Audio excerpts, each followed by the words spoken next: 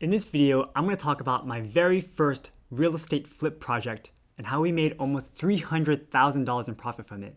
Coming right up.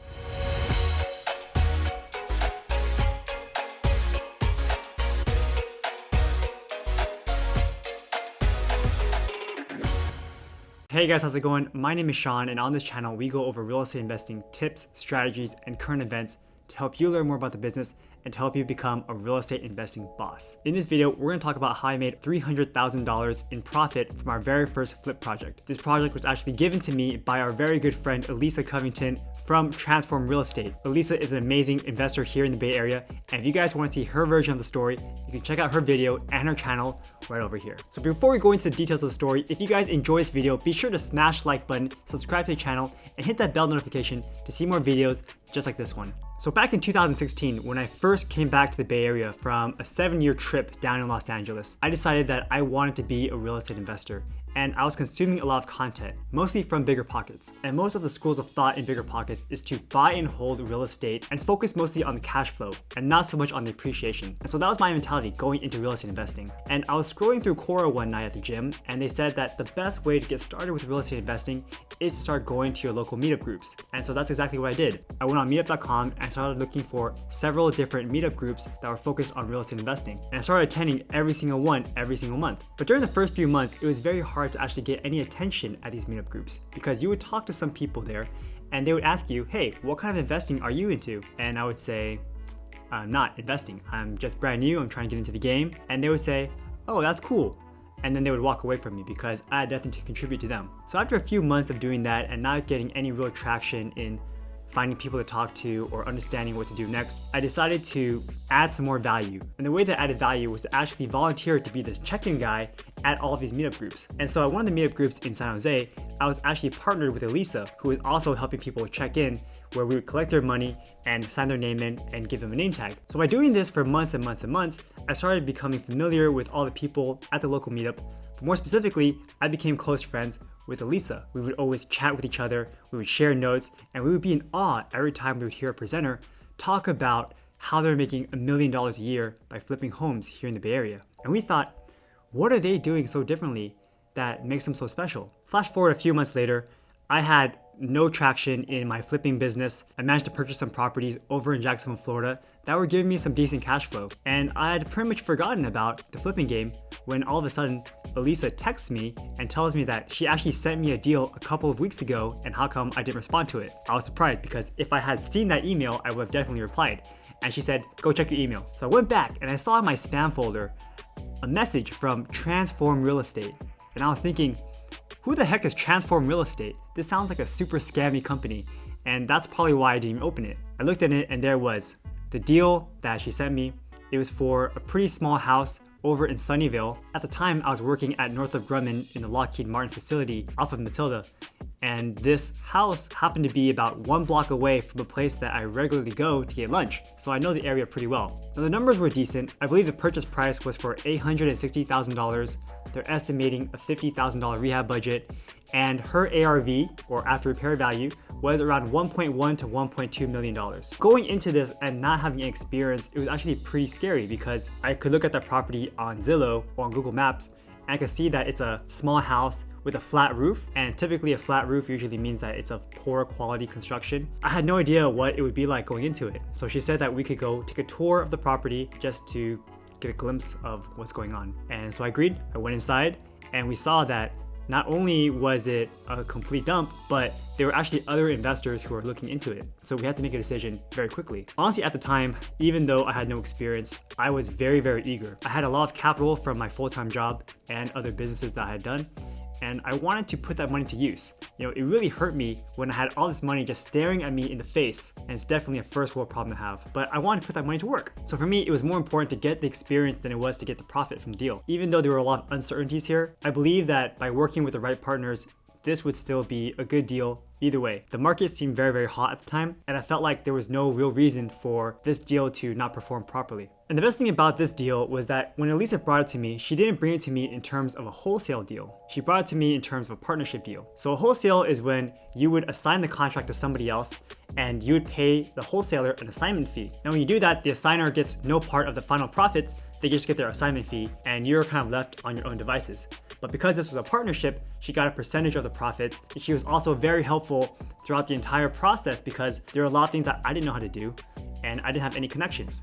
So Elisa was able to connect me with one of her contractors that she knew very well. This contractor is also very famous amongst the real estate investing community, and he did a lot of jobs for a lot of these top investors as well. So I knew that his quality of work was very good, and I knew that he was a very ethical person as well. So going back to the deal, I was actually very excited, kind of nervous, but at the time I had no connections. I didn't know who to use for a hard money lender. I didn't really understand the entire scope of work. So even though the contractor said 50,000, I wasn't sure if that was an accurate number and where did he get those numbers from. It also just seemed like a lot of work because the home really looked old. There was old carpet everywhere. The walls looked gross. The layout was also very strange and it had wall heaters. So I wasn't really sure how this whole thing would play out. But I was very lucky in that the contractor that we worked with was very confident in what they did, and I had confidence in him because again, he had such a great reputation. So eventually we ended up getting this property under contract and we were very happy with it.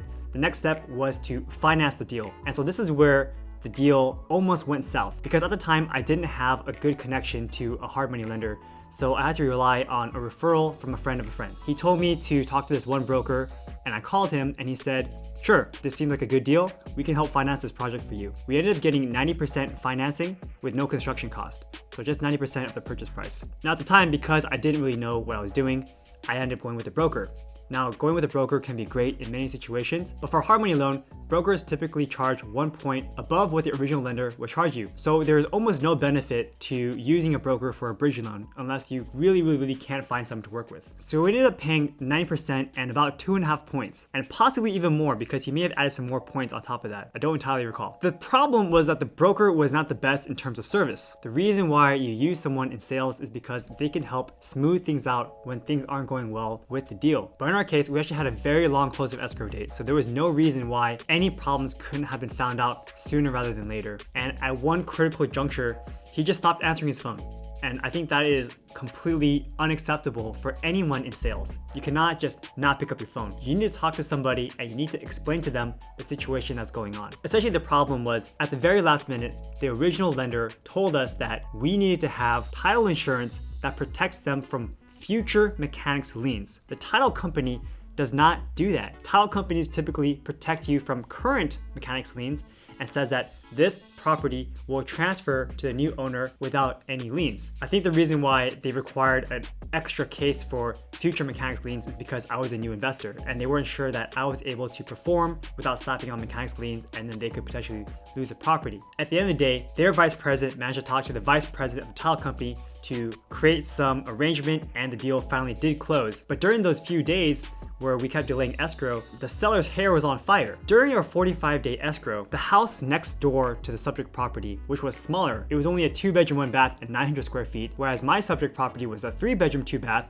and 1250 square feet. This property next door sold for $110,000 in cash, above what I was offering for the seller. So they were obviously very mad and they wanted to get out of contract if they could. But we were already in escrow and there was no way that they can just get out of contract without signing a 3 days notice to perform. But yeah, those were incredibly stressful times and I remember having to go to the gym multiple times a day to relieve myself of that stress. Because if the deal didn't go through, I was also at risk of losing my earnest money deposit of around $30,000. And I was totally not okay with losing that for no reason. And this deal was also really interesting because we were able to get it at $865,000 with a stipulation that our earnest money deposit would be released immediately instead of having to wait until we close on the property for the seller to get the earnest money deposit. And the reason why they wanted that extra money so quickly was because the seller was sick. The husband had some kind of illness and they wanted to move him to a nursing facility, but they didn't have the capital to just move him to the nursing facility. And that's why they wanted this quick release of the earnest money deposit. Now, within a few days of signing the contract and putting in my EMD, the seller actually passed away in the home. That made Elisa and I very nervous because we didn't know how a death on the property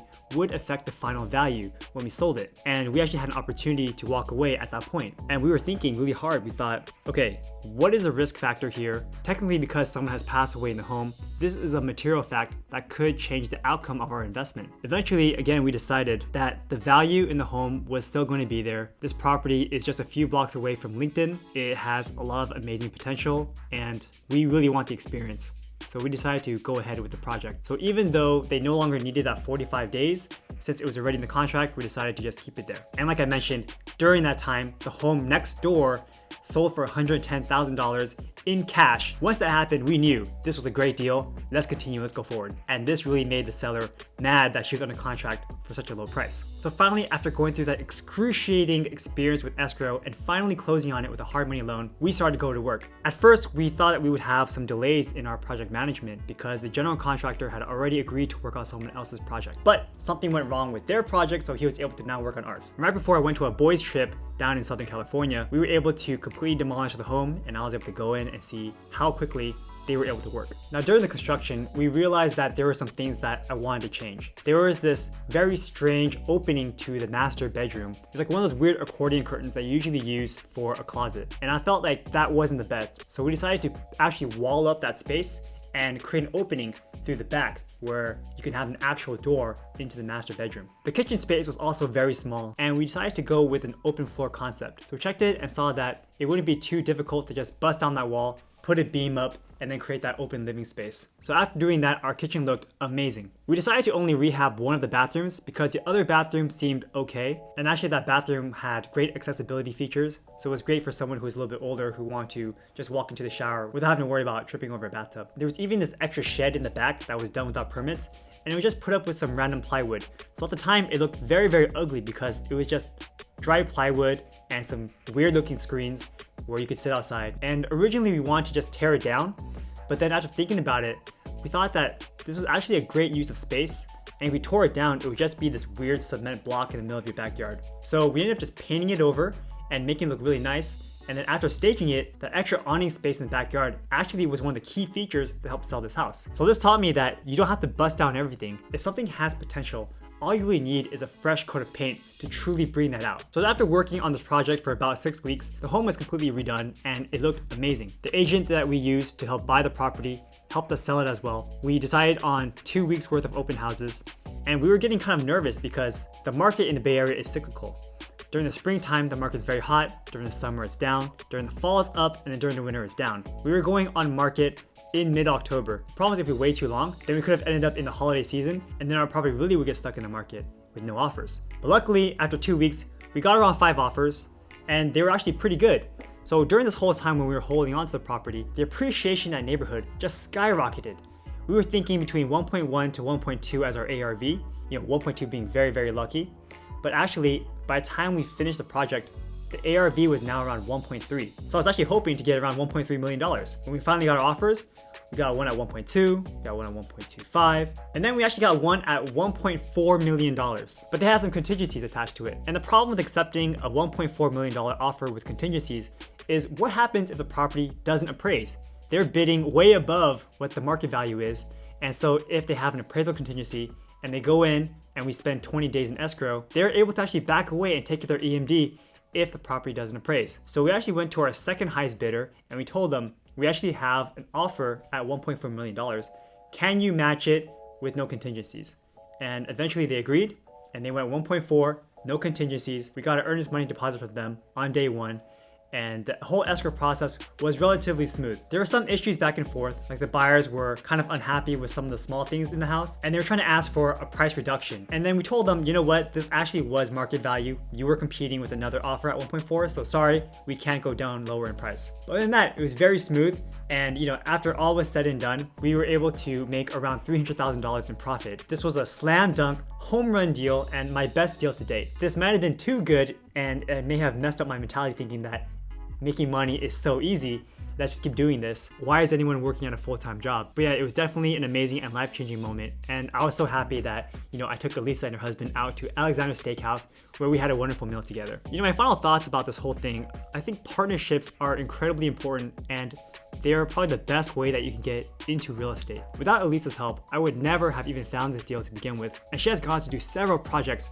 that have made more profit than this deal. And I think right now she's made over $1 million per year with her real estate investment business. So she is doing an amazing job right now. If you guys want to learn more about flipping houses here in the Bay Area, definitely go and check out her channel. She has some amazing value, and she shows you step by step how to break into the business. This was my best deal to date, and I really hope that we can do more deals like this in the future. Hope you guys all enjoyed this video. If you did, please smash the like button, subscribe to the channel, and hit the bell notification to see more videos just like this one. And let me know your thoughts. Do you think that flipping in the Bay Area is still a viable investing strategy? Let me know your thoughts down in the comment section below. Thanks for watching this video, guys, and I'll see you next time. Take care.